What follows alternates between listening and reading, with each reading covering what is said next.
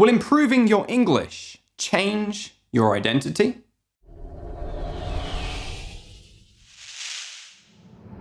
Ladies, gentlemen, boys and girls, hello and good morning. I am your beloved host, Julian Northbrook from doingenglish.com. A couple of days ago, I was chatting with one of my coaching clients, and she told me that over the months, as her English has improved in leaps and bounds, I may add, her identity has changed along with the quality of her English speaking. There is a concept in psycholinguistics called linguistic determinism, also often called the Sapir-Whorf hypothesis, after the two people who really first came up with the idea. The premise behind linguistic determinism is that the language that we have in our heads defines what we are able to think about. Of course, as with any kind of scientific theory, there are degrees to which people believe this idea to be true.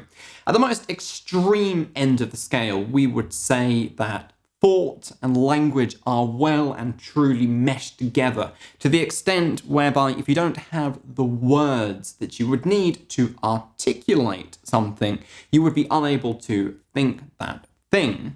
On the other end of the scale, we have the exact opposite, whereby thought and language are completely separate and they are not connected at all. Then, of course, we have degrees along a continuous scale. I would put my thinking somewhere around about the middle, but slightly veering off to the stronger form of linguistic determinism. I believe, and I have plenty of evidence to back this up, that learning a new language changes the way that you think.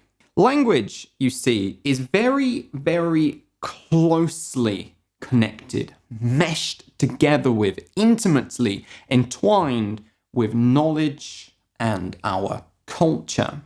Put simply, just because you have the words and the phrases and the expressions that you need, it doesn't mean you're going to be able to talk well about something if you have no content, no knowledge, no ideas of things to talk about regarding that thing. This is why I am pretty useless at talking about, say, politics.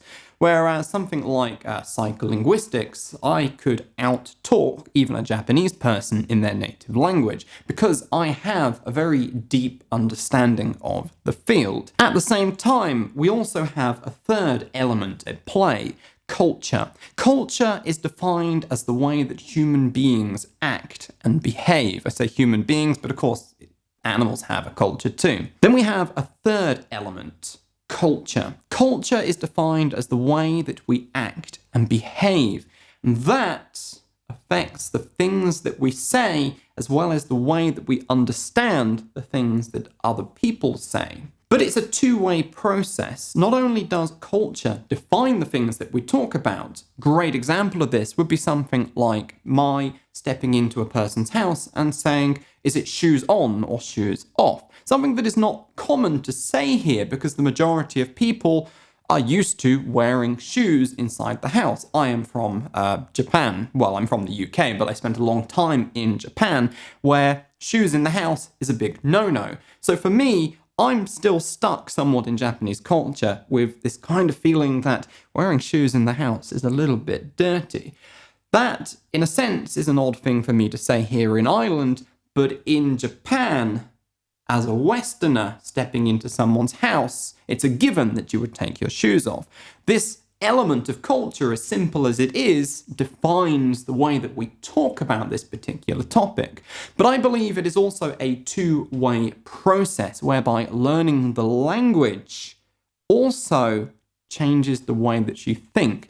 As you acquire more words, a richer vocabulary, phrases, expressions, things that are not said in your first language but are expressed in English, so too will your understanding of the culture that is meshed together with that language expand and change the way that you think and perceive the world.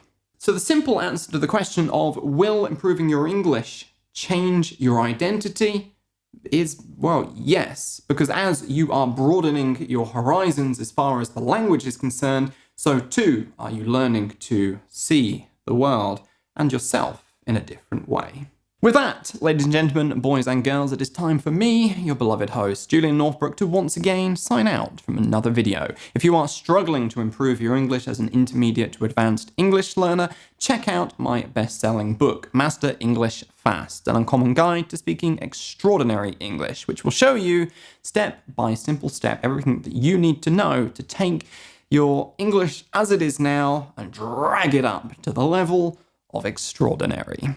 If you liked this video, found it useful, give it a big old thumbs up. If you hated it, hit that thumbs up button anyway. And I will see you, my friend, in the next one. Thank you, and goodbye.